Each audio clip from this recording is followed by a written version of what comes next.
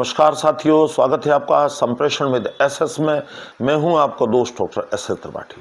साथियों, आज बात नई दिल्ली स्थित प्रधानमंत्री संग्रहालय की।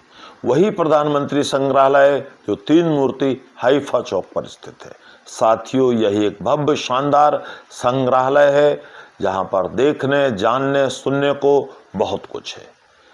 साथियों, यहाँ एक अवसर है अपने आज़ाद भारत के स्वर्णिम अतीत से सीधे संवाद का, परिचय का, संपर्क का मौका मिलता है। साथियों, इतिहास से कुछ सुनहरे पन्ने पलटने का, ज्ञान चक्षु खोलने का और साथियों दिल में देश के विकास के प्रति तरक्की, गौरव को स्थान देने का। इसके साथ ही साथियों राष्ट्र निर्माता नायकों को समीप से जानने का, उनके योगदान को जानने का। आइए जानते हैं। तो साथियों, सबसे पहली बात तो ये है कि प्रधानमंत्री संग्रहालय का विचार कहाँ से आया। तो साथियों, प्रधानमंत्री संग्रहालय के सृजन का विचार देश के यशस्वी प्रधानमंत्री माननीय श्री मोदी जी के जो कल्पना है उनकी, उसका सुखद परिणाम है। मोदी जी की कल्पना ने ही इसे साकार स्वरूप प्रदान किया और उन्होंने 14 अप्रैल 2022 को इसे राष्ट्र को समर्पित किया। साथियों, यह एक अनोखा शाहकार है जिसमें आज़ादी के बाद के सभी माननीय प्रधानमंत्रियों की उपलब्धियां, उनके कार्य, स्मृति चिन्ह, देश में योगदान आदि को विधिवत दर्शाया गया है। सभी प्रधानमंत्रियों के लिए साथियों अलग अलग गैलरियां बनी हैं और उनके समय के तमाम योगदान वहां देखने को मिलते हैं। यह साथियों एक देखने योग्य स्थान है और अगर सामान्य तौर पर कहें तो दिल्ली में इंडिया गेट के पास ही है। अब साथियों बात करते हैं प्रधानमंत्री संग्रहालय और तीन मूर्ति भवन, इसमें आपस में क्या समानताएं हैं।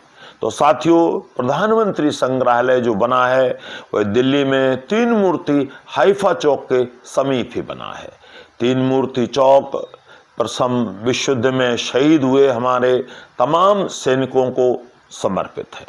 2018 में साथियों इसका नाम बदलकर तीन मूर्ति हाइफा चौक कर दिया गया, जो कि भारत इजराइल की मित्रता का प्रतीक है। और साथियों इस चौक के पास ही तीन मूर्ति भवन है।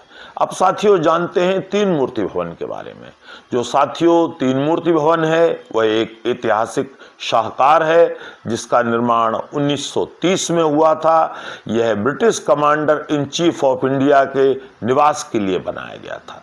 देश की आज़ादी के बाद देश के प्रथम प्रधानमंत्री श्री नेहरू जी का यह सरकारी आवास बना और जहां वो अपने मृत्यु पर्यंत 1964 तक रहे और 1964 में ही इसे नेहरू जी के नाम पर जो है संग्रहालय में बदल दिया गया, जहां पर नेहरू जी से संबंधित तमाम चीजें, स्मृति चिन्ह आदि रखे हुए थे।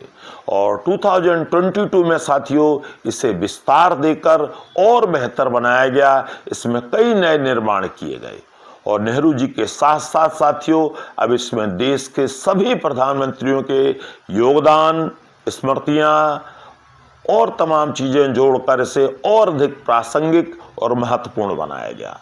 इसके नए निर्माण, इसकी गैलरियां और इसमें सभी प्रधानमंत्रियों की गौरव गाथाएं अपने आप में एक इसे उत्तम दर्शनीय स्थल बनाती हैं।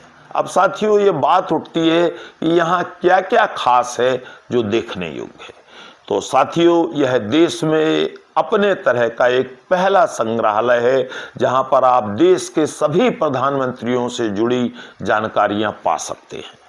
इसमें अनेक दुर्लभ चित्र, व्यक्तिगत डायरी, चश्मा, माला, पेन, टोपी और तमाम प्रधानमंत्रियों को जो उपहार मिले हैं उनका भी दृश्यांकन आपको यहाँ देखने को मिलेगा।